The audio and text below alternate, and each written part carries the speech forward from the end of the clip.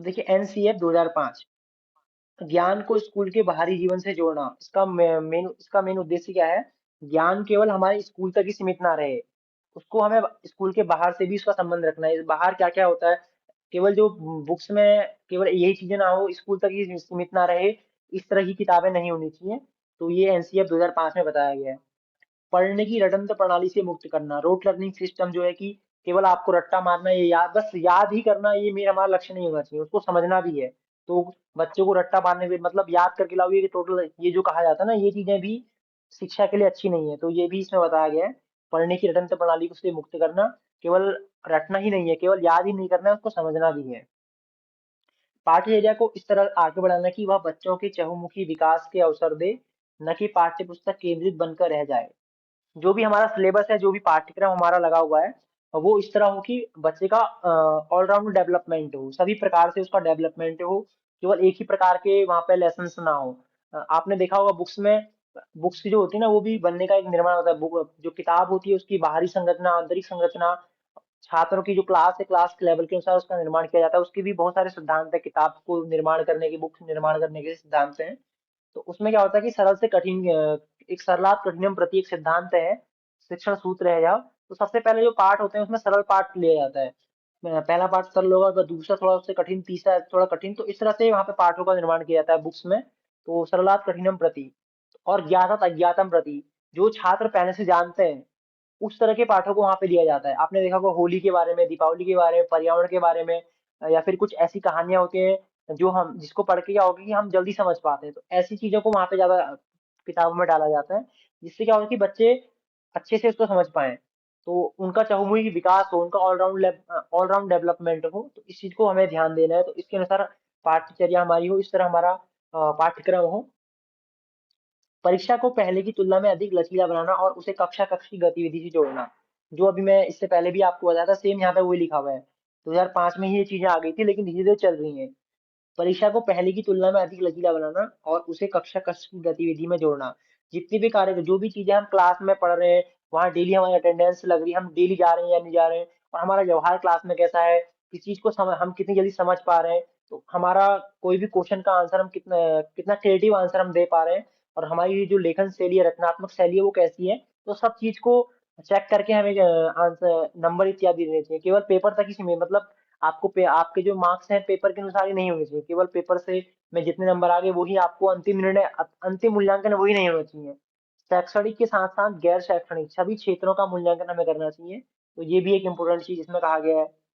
बच्चों को ऐसे नागरिक के रूप में विकास, जिनमें प्रजातांत्रिक व्यवस्था के अंतर्गत राष्ट्रीय मूल्यों, लोकतंत्र, धर्मनिरपेक्षता व समानता में आस्था हो। तो बच्चों का जो विकास हो ना, उसमें बच्चों को मतलब राष्ट्र के प्रति उनका प्रेम जागृत होना चाहिए, यानी कि वो राष्ट्र का ही अपमान करने लग जाए, अपने समाज में जहाँ रह रहे हैं उसी के बारे में उनको पता ना चले, और उसी की चीज उसमें ही नेगेटिव चीजें वो छांटने लग जाए। तो अपने राष्ट्र के प्रति उनका प्रेम हो, इस तरह का हमारा पाठ्यक्रम होना चाहिए, इस तरह का हमारा सिलेबस होना चाहिए। तो ये भी इसमें बताया गया है। तो ये कुछ चीजें इसमें इंपॉर्टेंट थी एनसीएफ 2005 में। और इसमें कुछ और भी यहाँ पे दिए हुए देखिए। हाँ, मातृभाषा में शिक्षा हमारी होनी चाहिए। क्वेश्चन पूछा भी गया है कि अ, कस्याम भाषायाम शिक्षा भवेत, ऐसा क्वेश्चन पहले एंट्रेंस में आया हुआ है। तो मातृभाषा, मान लीजिए कहीं पे भी आपसे क्वेश्चन आया ना, क्वेश्चन अगर पूछा जाता है कि किस भाषा में बच्चों को हमें अध्ययन करना चाहिए, संस्कृत में या हिंदी में, इंग्लिश में, मातृभाषा में, तो आंसर हमेशा उसका मातृभाषा होगा। कहीं पे भी आपको क्वेश्चन अगर एंट्रेंस में मिलता है तो मातृभाषा हमारे लिए इंपोर्टेंट है, या फिर हमारी जो क्षेत्रीय भाषा या मातृभाषा। तो कक्षा 1 से 5 तक का सिलेबस ये दिया हुआ है। तो ज्यादा जो इम्पोर्टेंट है वो मेन मातृभाषा, आपको जानना है कि मातृभाषा क्या इम्पोर्टेंट है छात्रों के लिए। उसके बाद आगे इसमें यहाँ पे कुछ इम्पोर्टेंट जो है वो,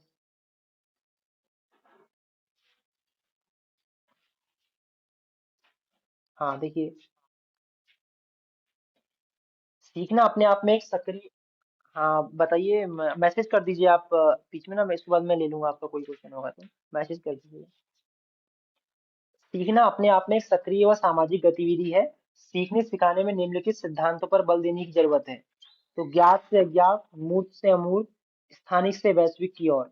तो ये चीज कुछ शिक्षण विधियां इसमें दी हुई हैं। इसको मैं अलग से आपको बताऊंगा, एक स्लाइड बनाई हुई है, पीपीटी पहले की बनी हुई है, उसको उसी से मैं आपको बता दूंगा। तो ज्ञात से अज्ञात मतलब जो बच्चे पहले से पढ़े हुए हैं, जिस चीज को जानते हैं, पहले हमें वही चीजें उनको बतानी चाहिए, वहीं से उसकी स्टार्टिंग करनी चाहिए।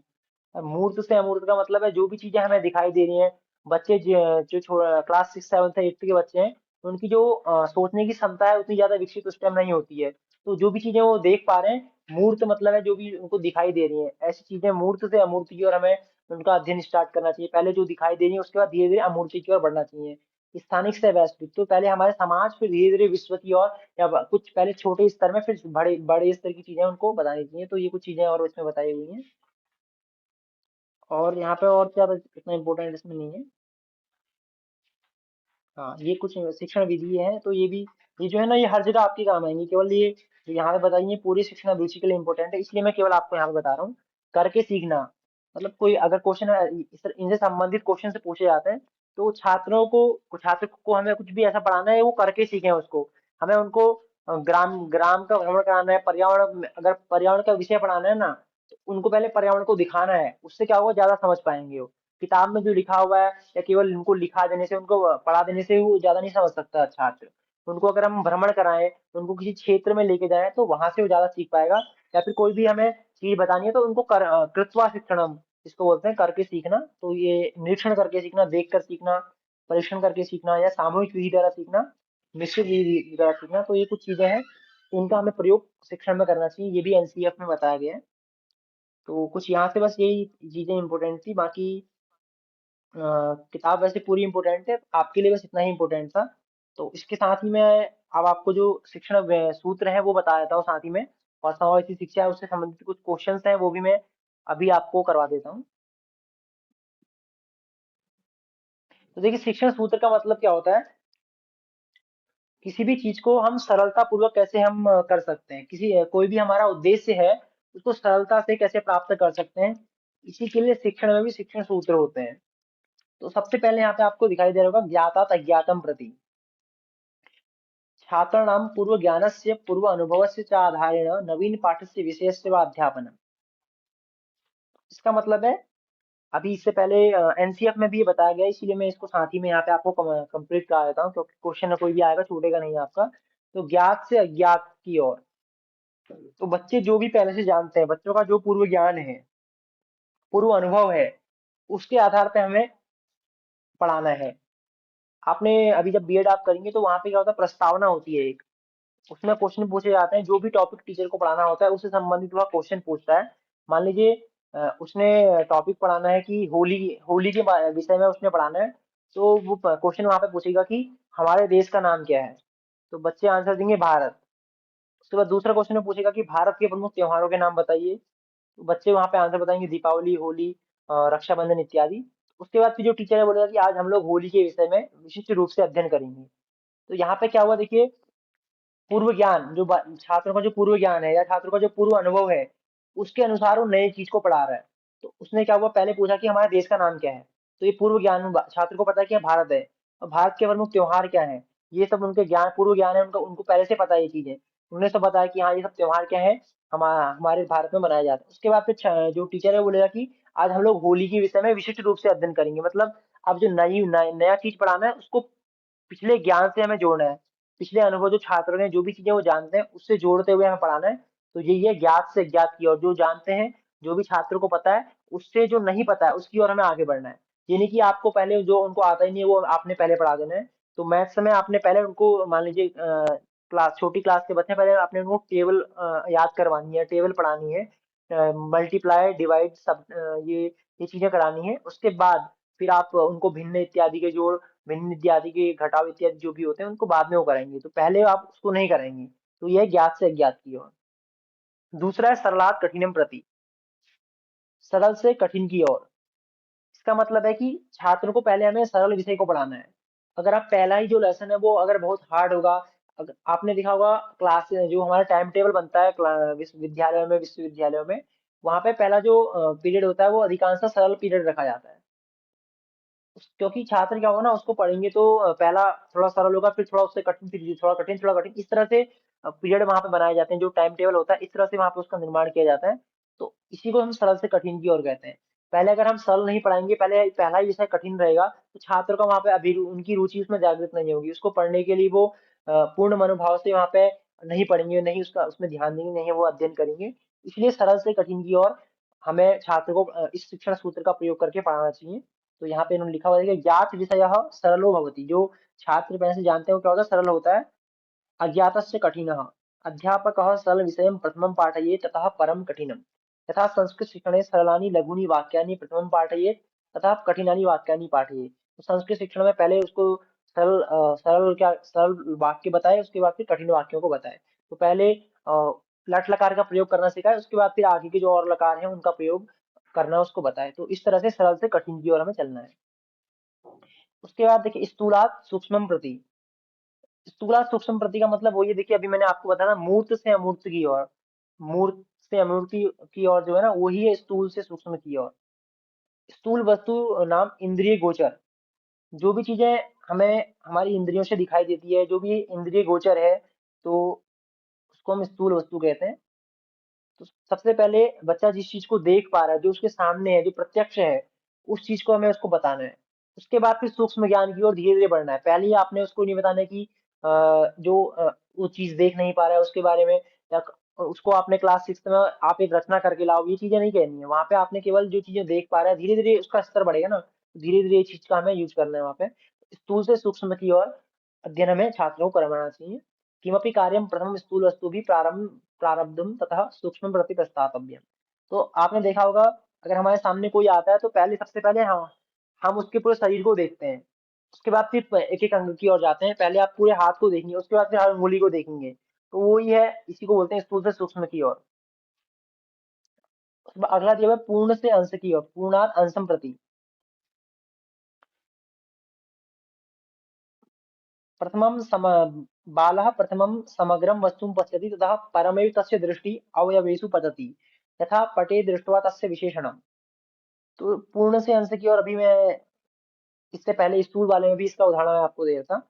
तो बच्चा क्या करता है, पहले पूरी वस्तु को देख लिया, उसके बाद फिर उसके जो भी पार्ट्स हैं उनके बारे में विचार करेगा, उनके बारे में क्या करता है, सोचता है। तो इसी तरह हमें पूर्ण से अंश की ओर पहले बच्चे को क्या बताना है कि आपने देखा होगा पहले केवल पर्यावरण, हमारी जो छोटी क्लासेस होती है वहां पे हम लोग किसी भी विशेष संधि समास कारक जो भी हमने पढ़ा हुआ रहता है, हम थोड़ा थोड़ा पढ़ रहते हैं। वहां पे हम हमें बताएंगे केवल संधि क्या है, स्वर संधि, व्यंजन संधि, विसर्ग संधि, तीन होती है, वह पंच संधि। धीरे धीरे उसको पूरा अंदर विस्तृत जाएंगे, व्यंजन संधि के भी फिर आठ नौ भेद। तो ये जब सब चीजें धीरे धीरे हमारा स्तर बढ़ते रहेगा। तो पूर्ण, पूर्ण में केवल क्या है कि संधि, संधि क्या है, पूर्ण है। फिर अंश क्या होगा, स्वर संधि, व्यंजन संधि, विसर्ग संधि, ये सब उसके अंश हो गए। इस तरह पहले पूर्ण फिर अंश। तो पूर्ण से अंश की ओर हमें चलना है पढ़ाने के लिए, ये भी एक शिक्षण सूत्र है। अनुभवात तर्कम प्रति, जो अनुभव है, जो छात्र पहले से जानता है, वहां से तर्कों की ओर। अनुभव अनुभूत विषयाधारेण लब्धं ज्ञानं स्पष्टं स्थिरस्य भवति, अनुभवेन लब्धं ज्ञानं तर्कसंगतिम् अपि भवति चेत् छात्रणं चिन्तनशक्तेः विकासः भवति। तो जो छात्र को छात्र पहले से जान रहे हैं, जिसका वो अनुभव कर रहे हैं, जो चीजें उनको पता है, तो जो भी चीजें उन्होंने पढ़ ली हैं, जिस चीज का उनको अनुभव अनुभव हो गया है, धुआं जैसे कहीं अग्नि जल रही है, बालक ने क्या किया, उसमें हाथ डाल दिया तो उसका हाथ जल गया, तो उसको अनुभव हो गया कि अगर कहीं पे भी अग्नि है उसमें हमें हाथ नहीं डालना है, उससे क्या होगा, जल जाएगा। तो उसको ये अनुभव हो गया। तो वहां से फिर उसके प्रति हमें तर्कों की ओर आगे बढ़ना है। तो अनुभवात तर्कम प्रति, तो इसका मतलब है कि छात्रों के अनुभव इंपोर्टेंट होते हैं, वो जो भी चीज जानते हैं वो इंपोर्टेंट है। पहले अनुभव के आधार पे, अनुभव से तर्कों की ओर। नियम पहले क्या है, आपको उदाहरण बताना है, उसके बाद नियम बताना है। तो इसी को आगमन से निगमन की ओर भी इसको कहते हैं। तो ये है अनुभवात तर्कम प्रति। और कुछ और भी यहाँ पे दिए हुए हैं। विशेषा सामान्यम प्रति, विशेष्य विशेषम नाम उदाहरणम, सामान्यम नाम सूत्रम, छात्रेषु आदौ उदाहरणम प्रदर्शित तथा सूत्र व्याख्यानम क्रियते। तो ये लगभग देखिए जितने भी शिक्षण सूत्र है ना, सब आपस में समन्वित होते हैं, सभी एक दूसरे के से जुड़े हुए होते हैं। तो कुछ ना कुछ सभी में समान होता है। तो विशेष से सामान्य में भी ये चीजें आ जाती हैं, पहले उदाहरण आपको बताने हैं फिर सूत्र बताना है। अभ्यासात अधिगम प्रति, छात्राणां कृते आदौ अभ्यासः कार्यते तथा शनैः शनैः छात्राणाम् अधिगमः भवेत्।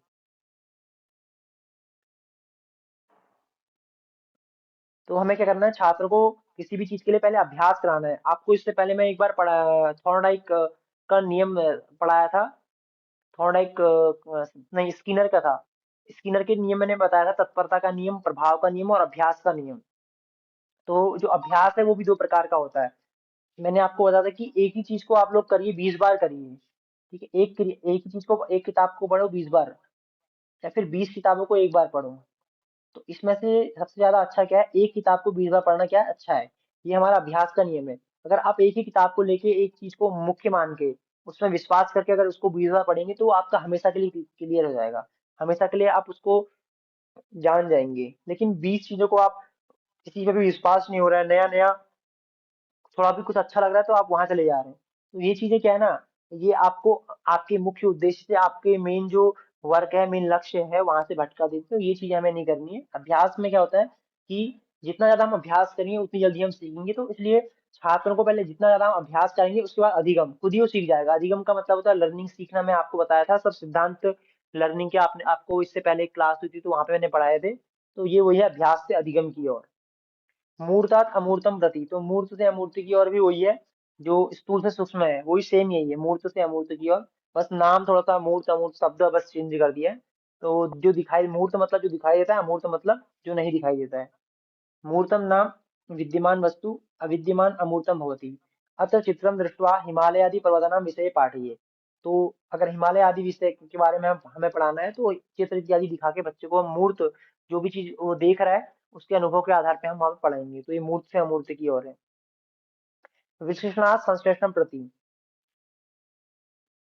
सूत्रमिदं पूर्णात् अंशं प्रति इति सूत्रस्य परिपूरकम् अस्ति। अत्र संधि विच्छेदः कृत्वा योगः क्रियते। तो विशेषण का मतलब होता है तोड़ना। किसी भी चीज को हमें तोड़कर उसके बाद उसको जोड़ना है। पहले हम अगर तोड़ेंगे फिर जोड़ेंगे, तो क्या होगा, सीख जाएंगे। ये केवल पढ़ाई में नहीं, हर किसी क्रिया में है। कोई भी कार्य होते हैं, कुछ सही करना है, कोई भी चीज खराब हो जाती है, या कुछ भी नया कुछ एक्टिविटी करनी होती है, हम अगर उसको छोटे छोटे टुकड़ों से, कुछ 10 चीजें हम लेके आए, उसको 10 चीजों से हमने एक चीज बना दी, तो हम विश्लेषण संश्लेषण वहां पर कर रहे हैं। तो हम उसको कभी भूलेंगे नहीं। अगर कोई चीज तोड़ने के बाद हमने अगर सुधार दिया ना, तो उसको कभी हम भूलते नहीं। वही यहाँ पे यूज होता है विश्लेषण संश्लेषण की ओर में।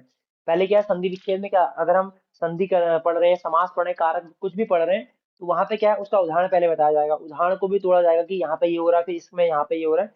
इस तरह पहले उदाहरण को क्लियर किया जाएगा, उसके बाद इसका उसको जोड़ दिया जाए, फिर सूत्र, फिर हम सूत्र में आएंगे। ठीक है, इस तरह है विश्लेषण संश्लेषण की ओर।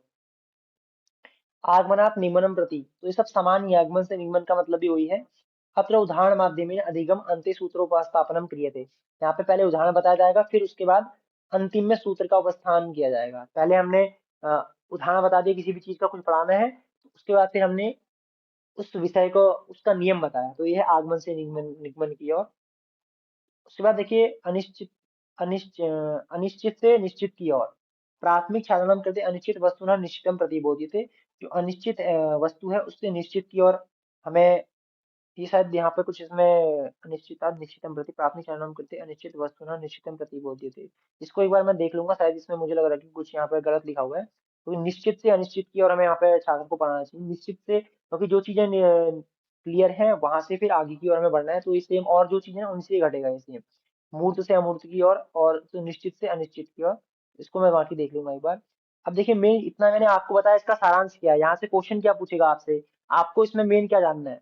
तो जितने भी ये सूत्र है ना, ये आपके सभी क्वेश्चंस के लिए इंपॉर्टेंट होंगे। जो भी क्वेश्चंस आएंगे, वहां पे आपने इन सूत्रों को घटाना है। वहां पे किस प्रकार से क्वेश्चन पूछा रहे हैं, वहां पे ज्ञात से अज्ञात की ओर चल रहे हैं, सरल से कठिन की ओर जा रहा है या नहीं जा रहा है। अगर क्वेश्चन आपको कोई भी दिखाई दे रहा है ना, वहां पे इन शिक्षण सूत्रों का आपने प्रयोग करना है। और इनसे क्वेश्चन भी पूछा जाता है कि हमें किस विधि का प्रयोग छात्रों को पढ़ाने के लिए करना चाहिए, किस शिक्षण सूत्र का प्रयोग हमें करना चाहिए। तो ये सब जो भी शिक्षण सूत्र दिए हैं, ज्ञात से अज्ञात की ओर, सरल से कठिन की ओर, और स्थूल से सूक्ष्म की ओर, पूर्ण से अंश की ओर। तो ये सब चीजों का हमें प्रयोग करना चाहिए। इनमें भी सबसे ज्यादा इंपोर्टेंट जो है, वो मैं एक बार टिक कर देता हूँ।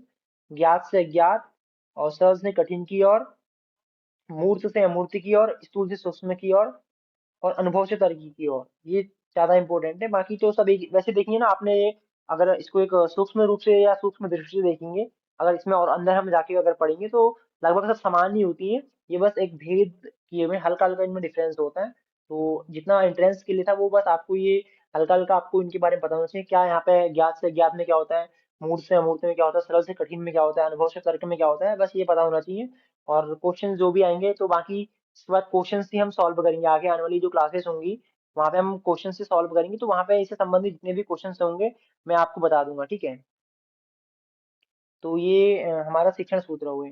उसके बाद देखिए समावेशी शिक्षा में आपको अभी ऊपर पढ़ाया था एक बार, और यहाँ पे भी लिखा हुआ है इसके बारे में, पीपीटी बनी हुई है, तो इसको भी एक बार मैं बस रिवीजन इसका यहीं से करा देता हूँ आपको और बता देता हूँ इसके बारे में। अस्याः समावेशी शिक्षायाः उद्देश्यं भवति साधारणछात्रैः साकं दिव्यांगछात्राणाम् एकत्र पठनमिति। तो यही मैं वहाँ पे आपको बताया था, साधारण छात्रों के साथ में ही जो दिव्यांग छात्र हैं सभी का एक साथ एक क्लास में बैठ के सभी को पढ़ाया जाए, यही क्या है, समावेशी शिक्षा है, इसका मेन उद्देश्य यही है। शिक्षायाः समावेशीकरणकथनेन इदमेव प्रतिभाति यत् शैक्षणिक आवश्यकतानां परिपूर्तये सामान्य छात्र दिव्यांग छात्रयोः मध्ये कोऽपि प्रभेदः मा भवतु। तो जो भी सामान्य छात्र हैं और दिव्यांग छात्र हैं उनके बीच में कोई भी भेद ना हो, इसका ये क्या है, इसकी आवश्यकता के लिए हमें समावेशीकरण की समावेशी हमने सभी को साथ में समावेशीकरण सभी छात्रों का किया है। पूर्वमस्याः समशिक्षायाः परिकल्पना केवलं विशेषछात्राणां कृते एव उक्ता आसीत्। आधुनिककाले अस्य प्रयोगः विकलाङ्गछात्राणां कृते प्रयोगः अभवत्। अस्याः समशिक्षायाः प्रारम्भः 1974 तमे जातः, परन्तु 1966 तमे वर्षेऽपि कोठारी आयोग अस्य समर्थनम् आसीत्। तो मेन यहाँ पे देखिए कहने का मतलब वही है कि समावेशी शिक्षा का में हमें सभी प्रकार के छात्रों को लेके चलना है, सभी की रुचि, उनकी अभिक्षमता, सभी का ध्यान देना है। यहाँ पे हमें भेदभाव नहीं करना, धर्म के आधार पर, संस्कृति के आधार पर या कोई भी व्यक्तिगत भिन्नता के आधार पर हमें भेदभाव नहीं करना है।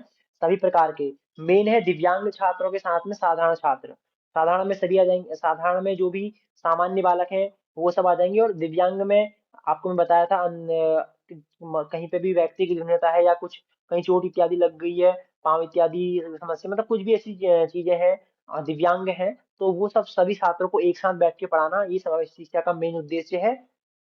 ठीक है, ये मेन इसका उद्देश्य है, विकलांग और सामान्य सभी छात्र एक साथ बैठ के पढ़ें। सामवेशी शिक्षायाम अधिगम काठिन्य बाधाः। इसमें देखिए कोई भी प्रकार की समस्या हो, चाहे वो शरीर से संबंधित हो, किसी शरीर से संबंधित में कर सकते हैं, कोई चल नहीं पा रहा है अच्छे से, या किसी के पाँव में समस्या है, या किसी का एक हाथ नहीं है, पाँव नहीं है, तो कुछ भी शरीर संबंधी समस्या, समायोजन संबंधी समस्या, मतलब कोई व्यक्ति जहाँ पे कोई भी कार्य को अच्छे से नहीं कर पाता है, समायोजित नहीं कर पाता है, अपने आप को उसके अनुसार ढाल नहीं पाता है, एडजस्टमेंट नहीं कर पाता, ये समायोजन नहीं कर पा रहा है, या स्वास्थ्य के कारण कोई समस्या हो उसके अंदर हो, कोई प्रॉब्लम हो स्वास्थ्य संबंधित, या हीन भावना हो उसके अंदर हो, श्रवण की समस्या, सुन नहीं पाता हो, श्रवण दोष हो, अ, भाषण में समस्या, बोल नहीं पाता हो, बोलने में समस्या हो, दर्शन में समस्या, या फिर दिखाई नहीं देता हो, अच्छे अच्छे से दिखाई ना देता हो, तो कोई भी प्रकार की समस्या हो, ये जितनी भी प्रकार की समस्या है, किसी भी प्रकार की समस्या हो, सभी को हमें समावेश करना है, सभी को एक साथ में लेके पढ़ाना है हमें, तो यही मेन जो उद्देश्य है, ये समावेशी शिक्षा का हमारा उद्देश्य है। इसमें भी थोड़ा सा इसमें और इम्पोर्टेंट हल्का दिया हुआ है, एक बार बस पढ़ के फिर एक मैं सार रूप आपको बता दूंगा, पूरी आज की जो हमने क्लास की थी उसका सार रूप क्या है, और आपको क्या क्या यहाँ से इम्पोर्टेंट है, और क्या कल आपको करना है खुद से। समावेशी शिक्षायाः एका विशेषता भवति यत् शारीरिकरूपेण ये बाधिताः बालकाः भवन्ति तथा ये सामान्यबालकाः तेषाम् एकत्र अध्ययनं किञ्च कक्षायां विकलाङ्गानां छात्राणाम् उपरि विशेष दृष्टिनिक्षेपः भवति। तो यही मैं आपको बताया था, तो शारीरिक रूप से बाधित हो या सामान्य हो, सभी को एक जगह रख के एक जगह एक ही क्लास में सभी लोग अध्ययन करें, इस तरह का माहौल, इस तरह का परिवेश का हमें निर्माण करना है। और विकलांग जो छात्र हैं, अब देखिए स्वाभाविक है, जो विकलांग हो गया, जो कमजोर छात्र का, उसमें थोड़ा टीचर को विशेष दृष्टि वहां पे करनी होगी। आपने देखा भी होगा कॉलेजेस में क्या होता है कि जो बच्चे कमजोर होते हैं उनको अदर क्लासेस या एक्स्ट्रा क्लासेस भी पढ़ाई जाती हैं, बाद में छुट्टी के बाद भी उनको क्लासेस दी जाती हैं, तो इस तरह की चीजें हाँ, विद्यालय में विकलांग छात्रों के साथ में, या जो लोग एडजस्टमेंट नहीं कर पा रहे, समायोजन नहीं कर पा रहे, उन सबके साथ में इस चीज का प्रयोग हम लोग करते हैं विद्यालयों में। समावेशी शिक्षा तु विशिष्टानां विकल्पं न भवति अपितु विशिष्टशिक्षाया पूरकं भवति। ये छात्राः पूर्णतया विकलांगाः न भवन्ति यथा पादेन खञ्जः मुखेन वक्रः तेषामेव ग्रहणं भवति। तो यहाँ पे एक चीज ये भी है कि बहुत ज्यादा जो विकलांग है, मतलब बहुत आपने देखा होगा कि एक तो सामान्य विकलांग श्रेणी में आते हैं, और एक जो बहुत ज्यादा 40% से ऊपर अगर किसी छात्र में विकलांगता होती है, तो वो पीडब्ल्यूडी एक कैटेगरी बनाई गई है भारत सरकार के द्वारा, उसके अंतर्गत आ जाता है, उनको फिर आरक्षण इत्यादि भी दिया जाता है किसी भी क्षेत्र में या किसी भी जॉब इत्यादि के लिए। तो अगर 40% से ऊपर है, तो आपने देखा होगा नैब, जैसे नैब एक विद्यालय खोले गए हैं, वहां पे क्या है कि सब शारीरिक रूप से अक्षम बालक ही होते हैं, तो विशेष संस्थाएं होती हैं, जैसे बालिकाओं के लिए विशेष आपने देखे होंगे इंटर कॉलेज होते हैं, बालिका इंटर कॉलेज, तो कस्तूरबा गांधी इंटर कॉलेज, तो कुछ इस तरह के कॉलेजेस होते हैं। इस तरह फिर जब बहुत ज्यादा विकलांग होते हैं, एक सामान्य विकलांग है, एक बहुत ज्यादा विकलांग है, तो बहुत ज्यादा जो विकलांग है उन लोगों के लिए फिर और अलग विद्यालय होते हैं, उन सबको भी यहाँ पे नहीं लिया जाता है। तो सामान्य विकलांग है मतलब पादेन खंजह या मुखीन बकरा, 40% से कम जिनके अंतर्गत है ये चीज, इस तरह के जो छात्र हैं, इतना जिनके अंतर्गत विकलांगता है, उन सभी को एक साथ में लेके पढ़ाना, यही है समावेशी शिक्षा। तो लगभग आप समझ गए होंगे इसको। अब एक बार मैं पूरा रिवीजन आपको हल्का सा करा देता हूँ, क्या क्या हमने पढ़ा और क्या उसमें से आपके लिए इंपॉर्टेंट है। दोबारा अब आपको रिवीजन कैसे करना है, देखिए जो क्लासेस होती हैं सप्ताह में 2 दिन मात्र क्लास होती है, तो उतना ही मैं कराता हूँ जितना आपके लिए इंपॉर्टेंट होगा। और जो ऑलरेडी पढ़ाया हुआ है यूट्यूब में, वो मैं नहीं करा रहा हूँ, क्योंकि उसकी आवश्यकता नहीं है। वहां पे एक बार पढ़ाया हुआ उसको आप देख लेंगे तो समझ जाएंगे। अब आज सबसे पहले मैंने आपको बताया था बुद्धि के बारे में, बुद्धि किसे कहते हैं और बुद्धि के प्रकार कितने हैं वो आपको जानना है। किसके प्रकार, किसने थॉर्डाइक के अनुसार कितने प्रकार हैं वो मैंने आपको बताया। सामाजिक बुद्धि, मूर्त बुद्धि, अमूर्त बुद्धि। तो आपको बस वहां पे इतना ही जानना है, ज्यादा उतना डीप इसमें नहीं जानना है। बस ये चीजें, यहीं से क्वेश्चन अभी तक मैंने देखे हैं, ये कोई क्वेश्चन जो आए थे। बाकी अगर कोई क्वेश्चन आपको ऐसा लगता है समझ नहीं आता है, तो मुझे आप लोग मैसेज कर दीजिए, मैसेज कर दिया करें, मैं उसको भी चेक कर लूंगा। कोई क्वेश्चन माने समझ ही नहीं आ रहा है, ऐसा कोई क्वेश्चन रहता है शिक्षण अभिरुचि का, तो वो कहाँ से पूछा गया वो भी मैं देख लूंगा। तो बुद्धि मैंने आपको बताया सबसे पहले। उसके बाद सेकंड मैंने आपको बताया समावेशी शिक्षा किसे कहते हैं।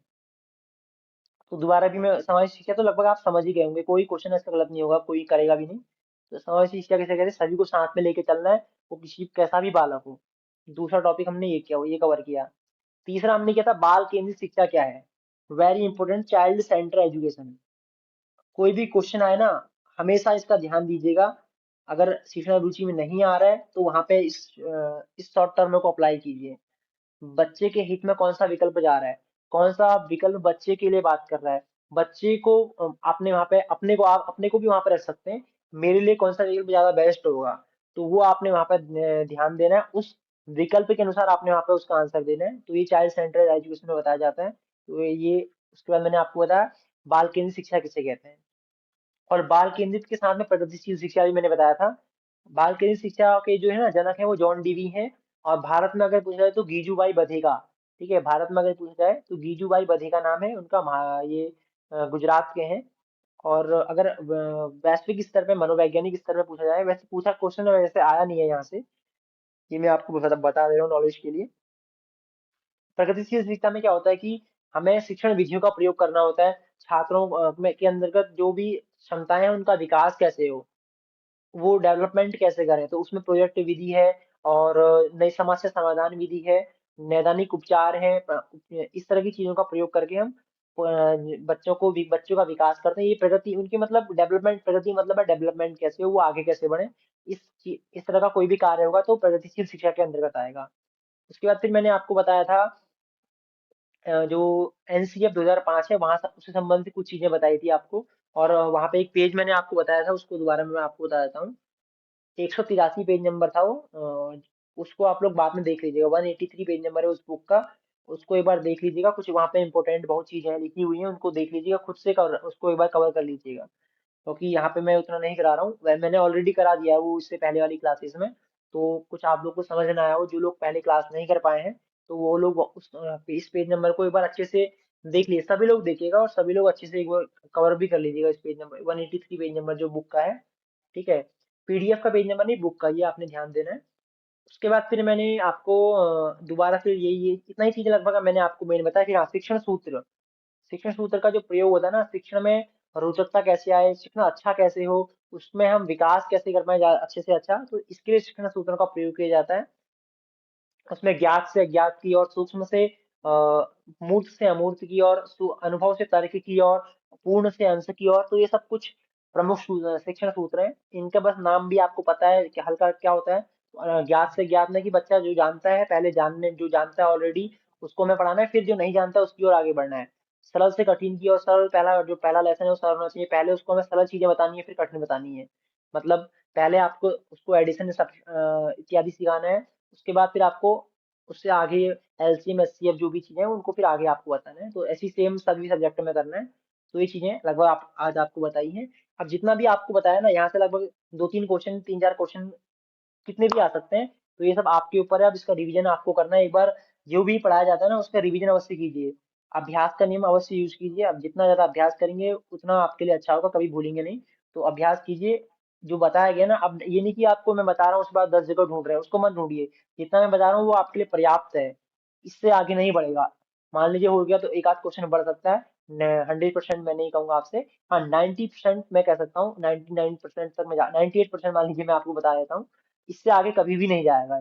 जो पेपर से मैं 8 साल के पुराने पेपर देख के ही ये आगे की चीजें आपको बता रहा हूँ ना, ये 8 साल के पेपर्स में यहाँ तक आगे गया हुआ है, इससे आगे नहीं गया है। तो कुछ अगर ऐसा चीजें और बच जाती हैं, कहीं कुछ समझ आपको नहीं आता है, तो वो मुझे आप मैसेज कर दीजिएगा। ऐसे कोई टॉपिक अगर छूट रहे हैं जो पढ़ाए हुए नहीं है, तो वो मैं आपको आगे कराऊंगा। तो जो चीजें ऑलरेडी पढ़ा दी गई हैं वो अब दोबारा रिवीजन होगा या दोबारा उसको पढ़ाना मुश्किल होगा। तो ये चीजें हम आगे करेंगे। बाकी क्वेश्चन वगैरह हम रिवीजन करेंगे आगे। 3-4 साल, 2-3 साल के क्वेश्चन पेपर्स के जो शिक्षण अभिरुचि का जो जितना भी पार्ट्स है ना, उसको पूरा एक बार रिवीजन हम लोग आगे कर लेंगे। तो यहाँ पे मैं रिकॉर्डिंग को स्टॉप करता हूँ इसमें, इतना ही। बाकी जो लोग क्लास में नहीं जुड़ पाए हैं, वो लोग पहले से अच्छे से नहीं कर पाए हैं, वो रिकॉर्डिंग में जाके देख लीजिएगा। अस्तु, नमो नमः।